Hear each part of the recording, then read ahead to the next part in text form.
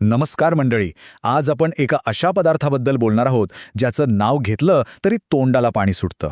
एकदम अस्सल महाराष्ट्रीयन झणझणीत शेवभाजी. चला तर पटकन सुरुवात करूया. हा प्रश्न तर रोजचाच आहे नाही का? आज जेवणात काय खास? आणि जर काहीतरी झटपट, चविष्ट आणि एकदम पोटभरीचं हवं असेल ना, तर उत्तर एकच आहे, शेवभाजी. चला तर मग ओळख करून घेऊया या भन्नाट पदार्थाची. जरा विचार करा, तो मसालेदार गरमागरम रस्सा आणि त्यात हळूच तरंगणारी कुरकुरीत शेव. आहाहा, काय कॉम्बिनेशन आहे.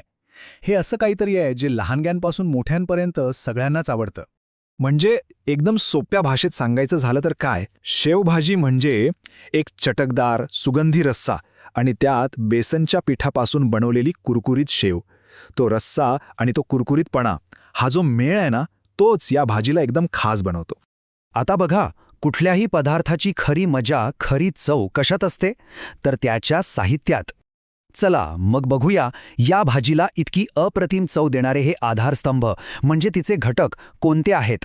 तर भाजीसाठी आपल्याला सगळ्यात आधी लागेल जाड किंवा मध्यम आकाराची शेव आणि बारीक चिरलेले कांदे आणि टोमॅटो. इथे एक गोष्ट लक्षात ठेवायची, कांदा आणि टोमॅटो जितके बारीक चिरले जातील ना, तितका रस्सा एकदम दाटसर आणि चवीला भन्नाट लागतो. आणि मग सोबत आपल्या नेहमीचं आले लसूण पेस्ट, मिरच्या, तेल, पाणी आणि भरपूर कोथिंबीर. बरं, आता वळूया मसाल्यांकडे. हेच तर आहेत जे या भाजीला तिची खरी ओळख देतात. हळद, धणे जिरेपूड, गरम मसाला, मीठ हे तर झालंच, पण खरा रंग आणि झणझणीतपणा येतो तो लाल तिखटामुळे. आणि हो, तिखट किती घालायचं हे पूर्णपणे आपल्या आवडीवर अवलंबून आहे. कमी जास्त करू शकतो. आणि आता येतोय या भाजीचा सिक्रेट इन्ग्रेडियंट, तो म्हणजे गोडा मसाला. हा एक खास अस्सल महाराष्ट्रीयन मसाला आहे. यामुळे भाजीला एक वेगळाच सुगंध येतो आणि एक किंचित गोडसर चव येते. खरं सांगायचं तर ती अस्सल चव हवी असेल ना, तर हा मसाला चुकवून चालणार नाही. चला, साहित्य तर सगळं बघून झालं. आता खरी मजा कृतीकडे वळूया. आणि सुरुवात कुठून करणार? तर भाजीच्या आत्म्यापासून, म्हणजेच तिच्या चविष्ट झणझणीत रश्श्यापासून.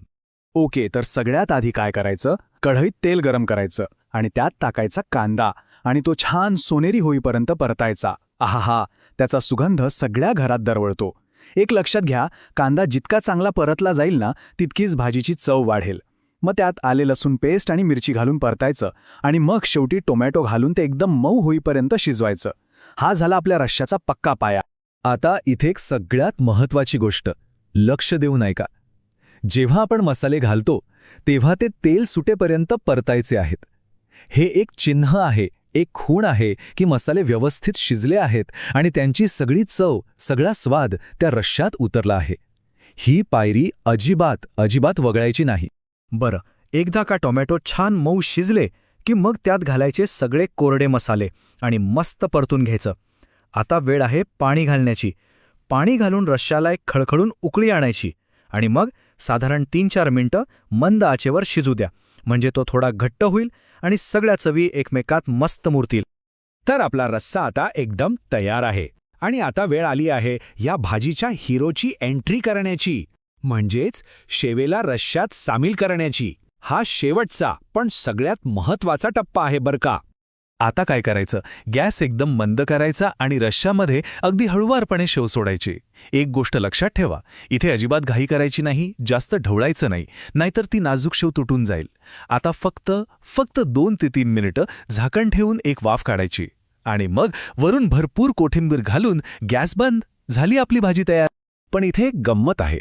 आपल्याला शेव शिजवायची आहे, पण किती? तर फक्त इतकेच की ती रश्श्यातले सगळे मसाले शोषून घेईल, पण तिचा स्वतःचा थोडासा कुरकुरीतपणा टिकून राहील. ती पूर्णपणे विरघळून तिचा गाळ होता कामा नये. हेच तर खरं कौशल्य आहे.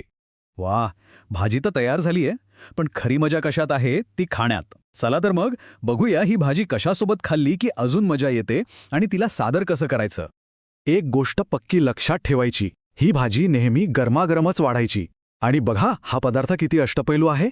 गरमागरम चपाती, ज्वारी बाजरीची भाकरी किंवा अगदी लुसलुशीत पावासोबत कशासोबतही ही भाजी अप्रतिम लागते. आणि एक छोटीशी टीप देतो, वाढताना वरून थोडी कच्ची शेव आणि कोथिंबीर भुरभुरली ना की चव आणि शोभा दोन्ही वाढते आणि खाताना तो जो कुरकुरीतपणा लागतो ना, त्याची मजाच वेगळी.